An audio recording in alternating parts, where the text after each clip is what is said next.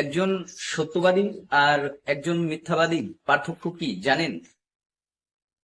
একজন সত্যবাদী সে হলো বিশ্বাসী, আর একজন মিথ্যাবাদী সে হলো অবিশ্বাসী।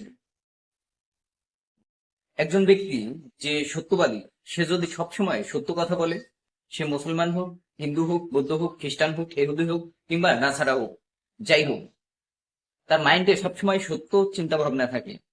যখন কেউ তাকে সত্য কথা বলে, তখন সে তা বিশ্বাস করে। যদি সে বিশ্বাস করতে না পারে, তাহলেও সে তা নিয়ে যাচাই ও চিন্তা ভাবনা করে যে লোকটা যে আমাকে একটা কথা বললো, তা কি আসলে সত্য কিনা, সে যাচাই করে। কিন্তু একজন মিথ্যাবাদী যে সবসময় মিথ্যা বলে, তার মাইন্ডে সবসময় মিথ্যা চিন্তা ভাবনা থাকে।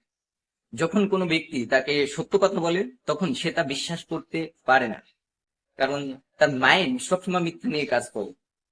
এজন্য আমাদের উচিত সবসময় সত্য কথা বলা এবং সৎ পথে চলা।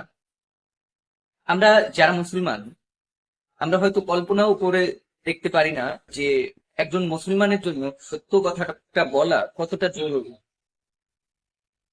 এজন্য আমি সবসময় বলি যে তোমরা সত্য খোঁজো, সত্য তোমাদেরকে পথ দেখাবে। আর তাছাড়া এটা কোরআনের একটি আয়াত, যেখানে আল্লাহ বলেন যে তোমরা সত্য খোঁজো, সত্য তোমাদেরকে পথ দেখাবে।